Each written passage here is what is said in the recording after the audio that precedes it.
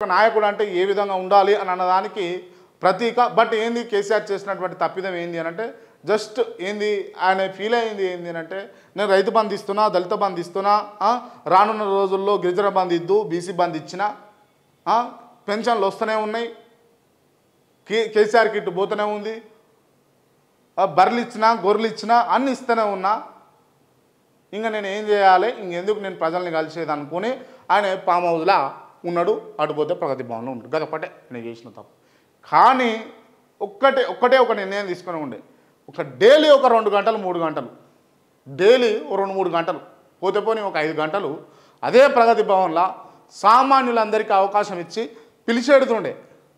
సింపుల్గా ఎవరు అననీకి లేదు, చెప్పనీకి లేదు, చేయనీకి లేదు. ఇక ఒక అహంకారి అని చెప్పేసి, దొరతనం అని చెప్పేసి, లేకపోతే వెలమ దొర అని చెప్పి అని అని అని అని అని ప్రొపగేట్ చేసి ఇలా తెలంగాణ ప్రజల్లో కొంచెం విశ్వాసాన్ని కోల్పోయే పరిస్థితికి ప్రతిపక్షం, అప్పుడున్నటువంటి ప్రతిపక్షం, ఇప్పుడు ఉన్నటువంటి అధికార పక్షం తీసుకొచ్చే ప్రయత్నం చేసి దాంట్లో సఫలమైంది. కేసీఆర్ చేసిన తప్పు ఇదొకటే. దయచేసి అంటే ఇక నుండి అయినా అంటే ఆయనకు చెప్పేంత అది కాదు, కానీ బట్ ఏంది అని అంటే మన వైపు మనకి కనపడదు కాబట్టి ఈ విషయాలు చెప్పుకోవాల్సి వస్తుంది. ఈ విషయంలో కనుక తగ్గిననే అనిపిస్తూ ఉన్నది. ఎందుకనంటే ఎక్కడ తగ్గాలో తెలుసు, ఎక్కడ నెగ్గాలో తెలుసు కేసీఆర్కు.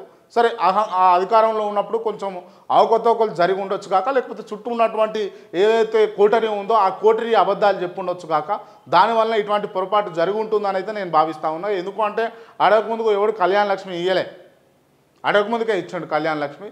సో ఇటువంటివి చేసాడు కాబట్టి ఆ గౌరవం అయితే కేసీఆర్ మీద ఉంటుంది. కాబట్టి రానున్న రోజుల్లో ఏం జరుగుతుంది అన్నది చూడాలి.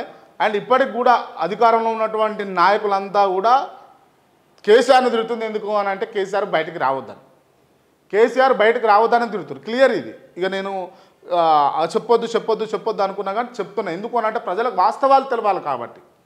ఇక లేదో కేసీఆర్ సంబంధించి మాట్లాడుతున్నంత మాత్రాన కేసీఆర్ అదాని, లేకపోతే రేవంత్ రెడ్డికి సంబంధించి మాట్లాడతారు రేవంత్ రెడ్డి అదాని కాదు, ఉన్నది ఉన్నట్టుగా మనం చెప్పుకోవాలి. కాబట్టి ఈ విషయాన్ని చెప్తా ఉన్నా. ఎందుకు కేసీఆర్ను పదే నాయకులు అందరూ తిడుతూ ఉన్నారు, పర్టికులర్గా రేవంత్ రెడ్డి అంటే కేసీఆర్ తిడితే రాడు. ఎందుకు వస్తారు భయ్?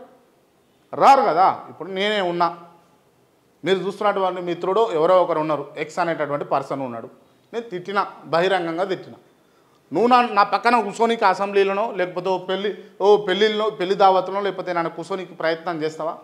నెవర్ చేయవు, రావు. ఎందుకు రావు అంటే నేను తిడుతున్నా కాబట్టి. బట్ నేను తిట్టేది ఎందుకు, నువ్వు రావద్దని తిడుతున్నా. గిదే స్ట్రాటజీ ఇక్కడ వర్కౌట్ అవుతా ఉంది. బట్ ఏంటి అంటే కేసీఆర్ వస్తే కనుక ఆదరణ తగ్గిపోతుంది ఇక్కడ ఉన్నటువంటి వాళ్ళకందరికీ కూడా. ఎందుకు అనంటే ఇన్ని రోజులు మౌనంగా ఉన్నటువంటి వ్యక్తి ఒక్కసారిగా చూస్తే, మాట్లాడితే ఏం మాట్లాడుతుండు అన్న ఉత్కంఠతో అయితే ఉన్నారు. అండ్ తెలంగాణ విషయంలో కేసీఆర్ చాలా అంశాలలో ఫెయిల్ అయ్యింది కావచ్చు. పర్టికులర్గా పరిపాలన విషయంలో కొన్ని అంశాల పట్ల ఫెయిల్ అయ్యింది కావచ్చు. సభల విషయంలో ఫెయిల్ కాలేదు. నాకు తెలిసి ఇప్పుడు సభ పెడతాందుకు మరి దానికి సంబంధించి ఇప్పుడు అభిమానులందరినీ కూడా పిలిపించుకొని వాళ్ళతో మాట్లాడుతూ క్లియర్గా వచ్చిన ప్రతి ఒక్కరికి ఇన్విటేషన్ వచ్చిందా అని చెప్పేసి పలకరిస్తూ మాట్లాడుతున్నటువంటి వ్యక్తి కేసీఆర్. మరి నేను చూసాను, నేను క్లియర్గా నిన్న కొన్ని పుట్టినలలో మొత్తానికి ఇక భారీ బహిరంగ సభతోటి కేసీఆర్ ముందుకు వస్తున్నాడు. అదైతే తేడా తెల్లం అయిపోయింది. మరి ఏం మాట్లాడుతాడన్నదైతే చూడాలి.